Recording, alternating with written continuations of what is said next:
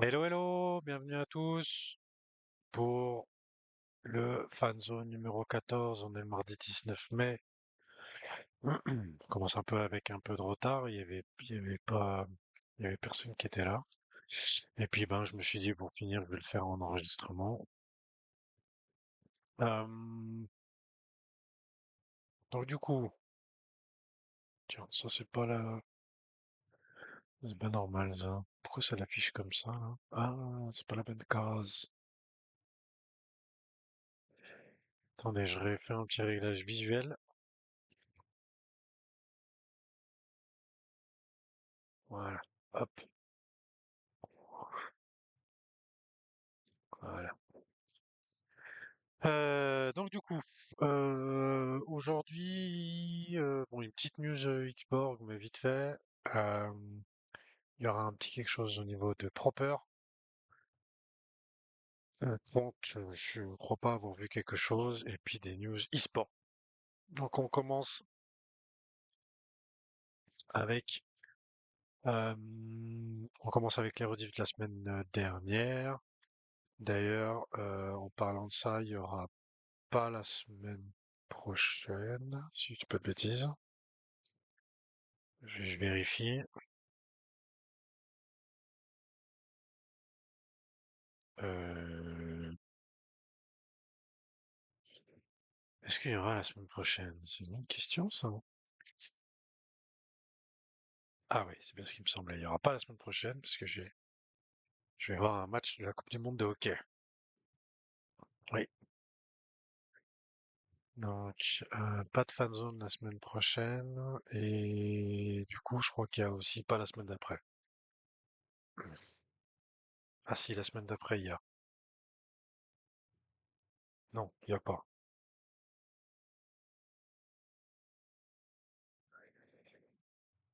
Ouais, il n'y a pas la semaine d'après. Donc pendant les 2 prochaines semaines, il y aura plus de fanzone. Peut-être qu'il y aura même plus de fanzone du tout, d'ailleurs. Mais en tout cas, les 2 prochaines semaines, il n'y aura pas, ça c'est sûr. Donc du coup, je reviens, rediff de la semaine dernière. Nulien qui a aussi mis le résumé de l'AMA de Proper qu'il y a eu, donc ça on va en parler après. Ouais. Donc on reviendra un peu là-dessus tout à l'heure, mais vous pouvez aller sur le site de Nulien pour voir ça. Ensuite, bon, les liens habituels de Xborg. Euh, on a toujours le Transparency Dashboard et la roadmap que vous pouvez aller consulter si jamais pour voir un petit peu ce qu'il va y avoir bientôt. Et puis ici pour le moment, on verra après, il y a une news aussi qui est en rapport avec le pledge, puisqu'il y a un nouveau pledge qui a commencé. Ensuite, on a les applications. Dans les applications, ça va aller assez vite parce que il y a rien de nouveau. Absolument rien du tout de nouveau.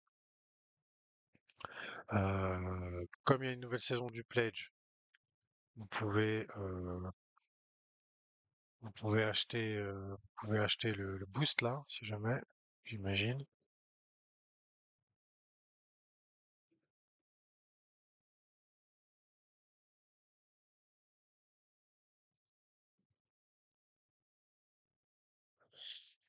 Alors, oui, non, ok. Donc du coup, les autres Ninja Seed Pyjamas, il n'y a absolument rien de nouveau. D'ailleurs, je suis un peu surpris parce que il n'y a même plus rien en termes d'event avec avec CS2. Il y a plus Il y a plus grand-chose sur Ninja Sin Pyjamas. Coup de note, clé de mémoire. Ok. Parce que j'ai été déconnecté. Non. Team Liquid, pareil, rien de nouveau. Absolument rien de nouveau. Team Liquid. J'en profite pour faire mes quêtes, hein, comme ça elles sont faites.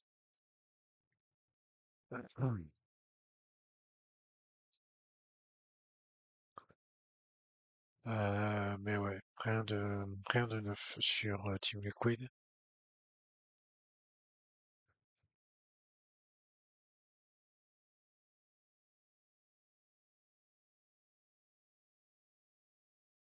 Ensuite, bon, je valide mes quêtes comme ça c'est fait. Hop, voilà. JD Gaming. Alors, JD Gaming, c'est la même chose. Rien de nouveau. G2, c'est pareil, rien de nouveau. Je fais juste mes quêtes, comme ça elles sont faites. Haha, j'en profite.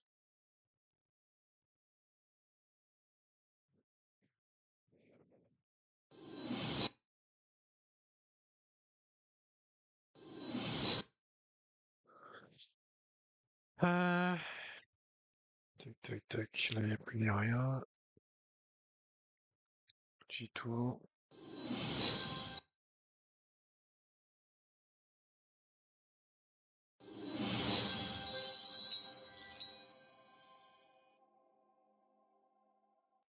Marrant ce son là.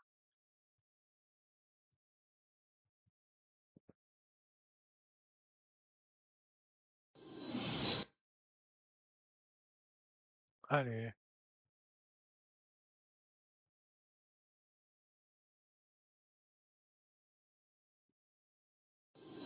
et The Shifters aussi, rien de beau pour le moment, The Shifters.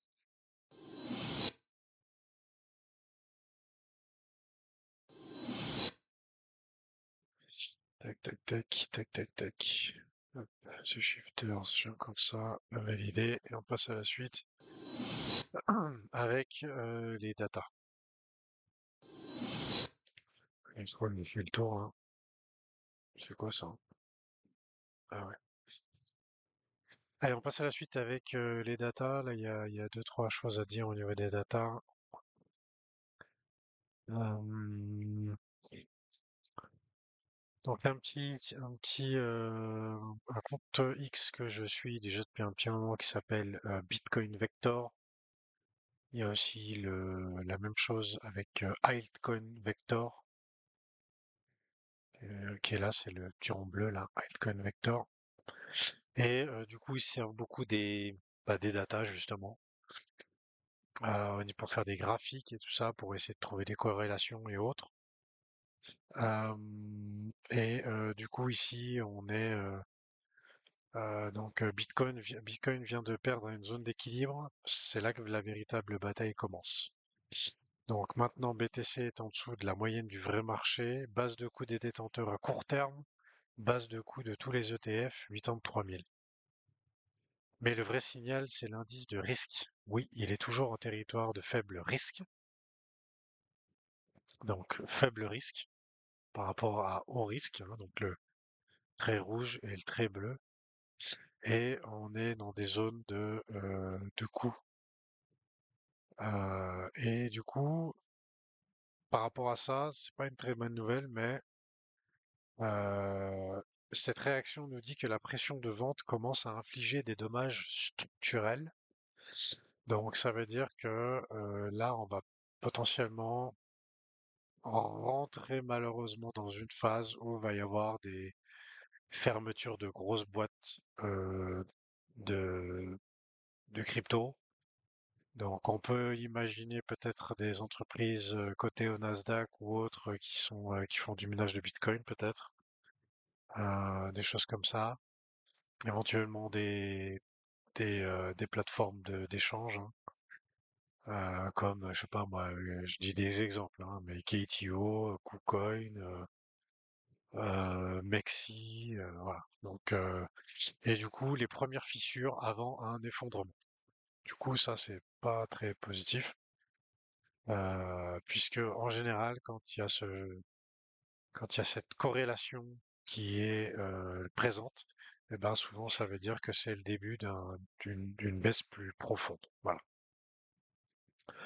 Ensuite, pour cette semaine au niveau des événements clés, il y a pas mal de résultats d'entreprise, notamment celui de Nvidia qui va être surveillé. Au niveau au niveau des graphiques, bon, il y a pas grand-chose à dire, hein. Là, on est dans une bataille. D'ailleurs, j'aurais dû regarder ce graphique un peu plus tôt. J'ai pas fait gaffe à ce graphique, mais pourtant il est là. Euh, mais voilà, là, on est dans le bas de ce range-là, de cette grosse zone de bataille, hein, là où ça a déjà beaucoup bataillé. Et là, maintenant, bah voilà, c'est soit on rebondit et on repart, soit on casse en dessous, et du coup, bah là, on descend, et l'idée, c'est d'aller chercher d'aller retourner chercher les 60 000 potentiellement. Après, ça peut très bien être une baisse aux alentours des 70 000, qui est aussi une zone assez, où ça a pas mal bataillé, comme on peut le voir ici. Voilà. Donc on le voit ici, hein, ça a pas mal bataillé au niveau des 70 000. Donc ça pourrait très bien être un point pour repartir après, à voir, mais ça, on peut aussi aller chercher plus bas. Ensuite, euh, salut Nivien. Euh, ensuite, on a donc la news Xborg.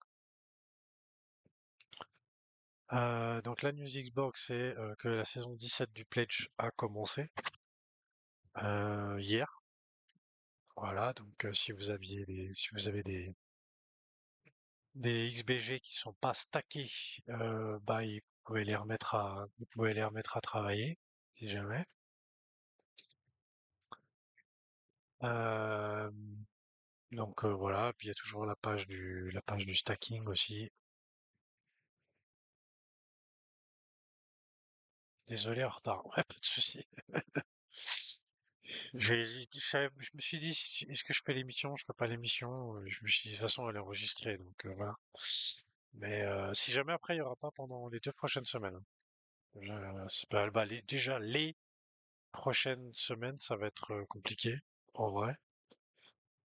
Euh, parce que j'enchaîne plusieurs moments où je serai pas là, donc voilà. Ils sont où les autres? Ben, c'est une bonne question, j'en sais rien. Tu vois, il y a Otako Manga hier qui envoie un message pour savoir s'il y a l'émission aujourd'hui, puis il est pas là. Donc voilà. C'est pas grave, mais ouais. Déjà les 2 prochaines semaines, il n'y aura pas. Et puis après, je verrai aussi parce que là, j'arrive entre le boulot où je suis très chargé et aussi du perso où j'ai pas mal parce que à partir de la semaine prochaine, j'enchaîne un week-end famille suivi d'un week-end un peu business, on va dire ça comme ça. Ensuite, 2 semaines plus tard, j'ai un week-end mariage. Donc voilà, le week-end, le mois de juin est bien chargé en plus du travail. Oui, Tinder. Ouais, moi, je suis pas sur Tinder, moi. Ça fait longtemps d'ailleurs que je suis plus sur Tinder. Et même si ça fait 8 ans que je suis célibataire, j'ai pas l'intention de me réinscrire. Parce que c'est vraiment de la merde. Euh, du coup, je reviens. Donc, News Xbox, c'est bon. News, du coup, on avait les news proper. Alors, les news proper. Bon, moi, mon challenge, ça se passe pas très très bien. On verra si j'arrive à remonter la pente, mais pour l'instant, le bot que j'ai créé pas bien, il est pas bien efficace. Donc, du coup, moi, alors, j'ai pas vu l'info. Je sais pas si ça a été annoncé ou pas, mais apparemment, le 13 mai, il y a eu une AMA proper. Je sais pas où c'est passé ou quoi ou qu'est-ce. J'ai pas dû faire attention. Euh, Ah ouais, and we are live, stage 13 mai. Ok, bon bah je pense que je devais être très occupé parce que j'ai pas fait attention. Mais du coup, on a l'enregistrement de cet amas et on a aussi, et ça a été posté par Belladone, on a aussi le résumé de cet amas, résumé qu'il a fait en anglais et que je me suis permis de reprendre pour le mettre en français, qui visuellement est plus sympa pour nous, plutôt que de cliquer sur chaque poste et de le traduire. Et donc du coup, bah voilà, il y a des chiffres qui sont plutôt sympas. Euh, Pas mal de bugs au début, mais il y en a pas mal de choses qui ont été corrigées. Au niveau des chiffres, sans entrer dans les détails de chiffres, j'ai l'impression que sur un plan, on va dire communautaire, sur un plan de capter l'attention, il me semble il est en train de se passer quelque chose avec ce projet. Ça faisait longtemps que j'avais plus eu ça. Je pense que la dernière fois que j'ai eu c'est un peu ce sentiment-là, c'est au début avec Xborg avant qu'ils sortent le token. Euh, Là, j'ai l'impression que on est bien en train de capter l'attention avec le sujet de Proper. Il y a pas mal d'influenceurs, de gars un peu dans le trading qui sont aussi intéressés par l'IA, qui postent assez régulièrement d'après ce que j'ai vu et tout ça. Donc voilà, il y a, il y a des choses sympas. Tu as vu des petites vidéos aussi de Proper? Pour Proper, c'est ça que tu dis, Nuya? Ouais, ok. Sinon, donc, au niveau des chiffres, sur un mois qui se sont écoulés, il y a déjà eu 200 000 dollars de revenus, 210 000 dollars de revenus. Dépenses en marketing, même pas 1000 dollars. Sur la base de ces 210 000 dollars de revenus sur une année complète, ça ferait 5 millions. C'est pas logique, ça, 5 millions. Après 2 millions, 2 millions, 3 millions. Bah, ils ont estimé environ 5 millions sur une année en continuant avec les revenus qui ont déjà été faits et qui vont croître forcément pendant l'année. L'objectif de jalon de la TGE, de la TGE est à 10 millions annualisés. Ça veut dire quoi? Ça veut dire que dans les conditions pour que la TGE du token proper ait les lieux, il faut que on puisse arriver à un chiffre mensuel que si on le reporte sur l'année, on arrive à 10 millions. Voilà. J'espère que ça a été clair. Mais ça fait partie, c'est une des conditions, on le verra plus bas, il y en a d'autres. Ensuite, mise à jour sur le financement. Donc, il y a eu un tour d'investissement qui a été fait avec des business angels avec 1 million de dollars de levée. Les billets étaient aux alentours des 50 000 dollars pour chaque. C'était uniquement business angel. Il y aura peut-être un nouveau tour d'investissement dans 2 semaines pour porter la valorisation autour des 25-30 millions de dollars. Et l'accès pour la communauté à ce nouveau tour est en cours voilà, en cours d'examen.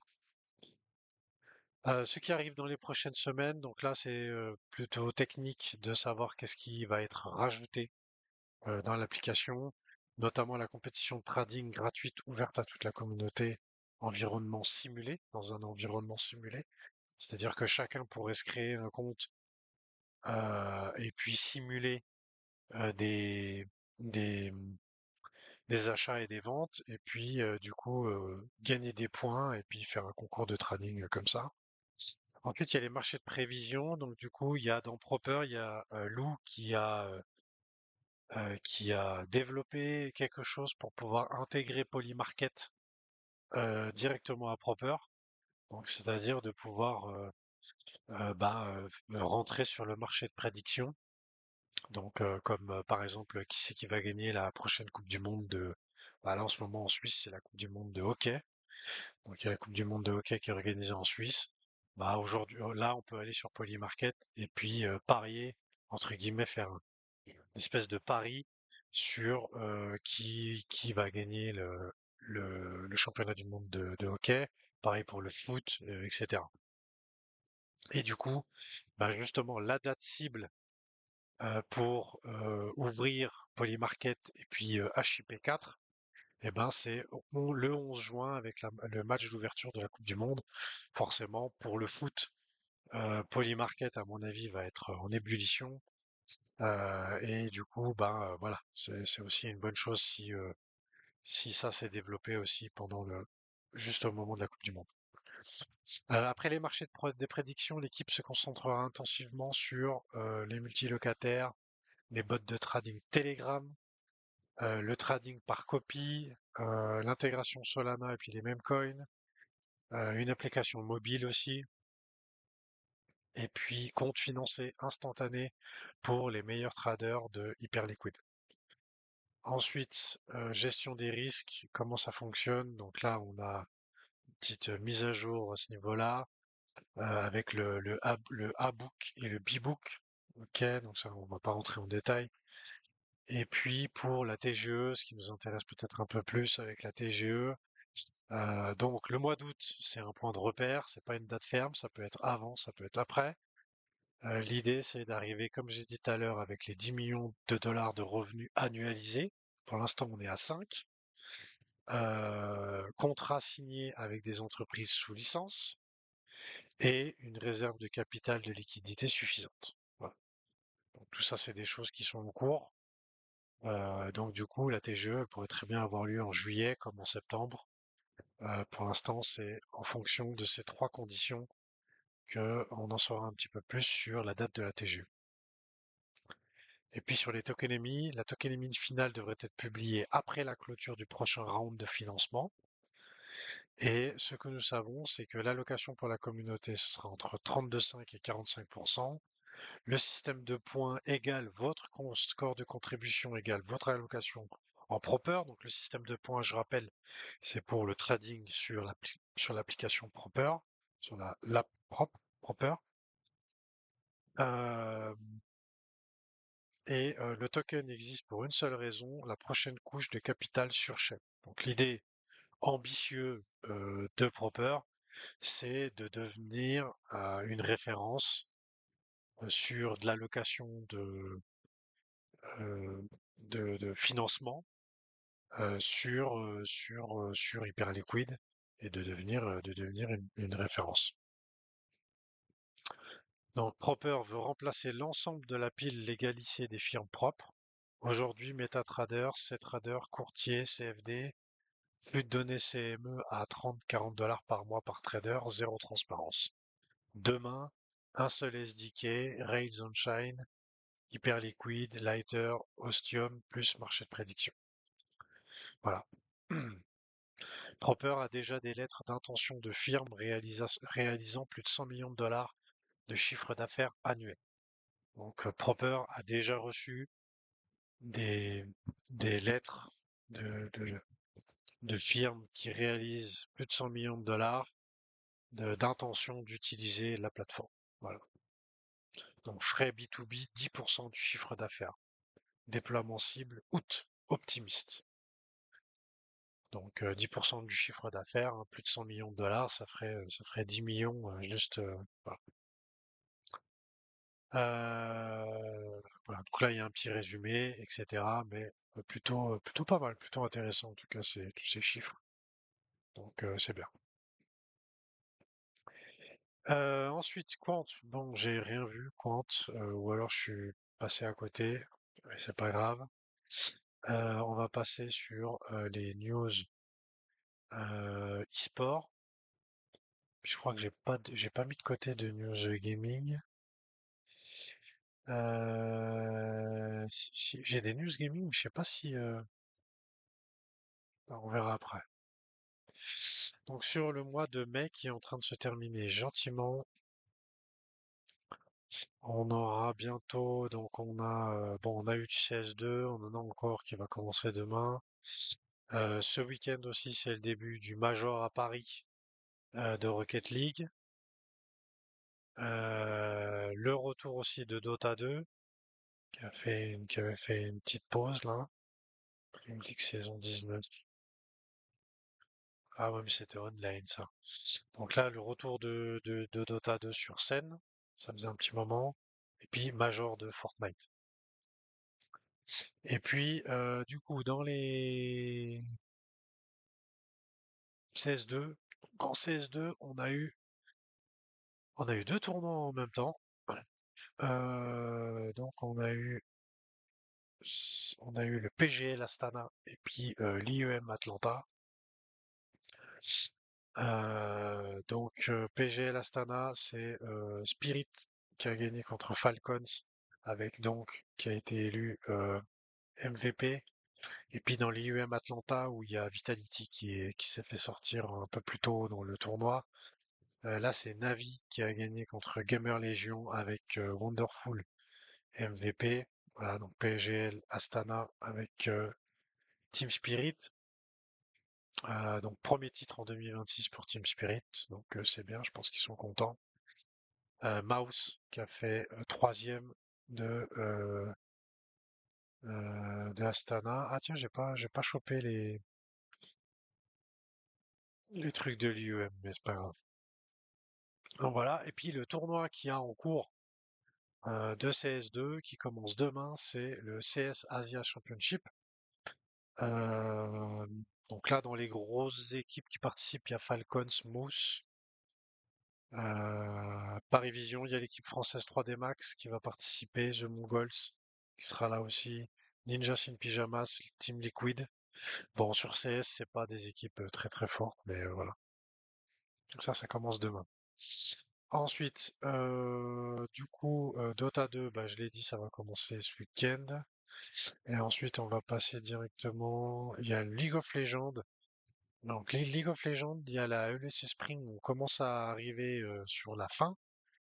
Je pense que ça, c'est pour cette semaine. Voilà, donc dans le courant de là, pour toute cette semaine, on a les demi-finales du Upper Bracket. On aura la finale du Upper Bracket. Et puis ensuite, après, ça va tout se passer dans le Lower Bracket ici, mais dans les équipes Carmine Corp, G2 et Team Vitality qui sont les trois dans la Upper Bracket. Donc ça, c'est plutôt pas mal. Et pour les qu'est-ce qui est en jeu avec ce tournoi en dehors du titre? Eh ben, c'est la participation à la MSI, donc le tournoi de mi-saison de League of Legends, tournoi mondial. Et puis le premier, il sera aussi qualifié pour l'EWC. D'ailleurs, EWC, il y a comme il y a les choses en Arabie Saoudite, bah en Iran, pardon. Et puis que l'OWC, normalement, c'est en Arabie Saoudite. Il y a des discussions potentielles que l'OWC se passe à Paris. Donc c'est en discussion. Et du coup, le eSport World Cup pourrait avoir lieu à Paris. Donc tous les tournois e-sport pendant un mois là, qu'il y a normalement à, à Riyad en Arabie Saoudite, eh ben, pourrait avoir lieu à Paris du 12 au 23 août. Voilà. Bah, c'est pour Counter-Strike, c'est du 12 au 23 août, je crois. Mais ou alors c'est peut-être, je sais pas. Enfin bref, à confirmer. Pour l'instant, c'est pas encore fait, évidemment. Euh, et puis ouais, ça je l'avais, ça oui, ça j'avais mis de côté exprès. Donc, il y a Call of Duty, Black Ops 7 et Warzone saison 4 qui ont été confirmés pour le 4 juin. Et puis il y a un nouveau trailer de GTA 6 qui est sorti. Donc ça aussi, je vous mettrai les liens. Mais voilà.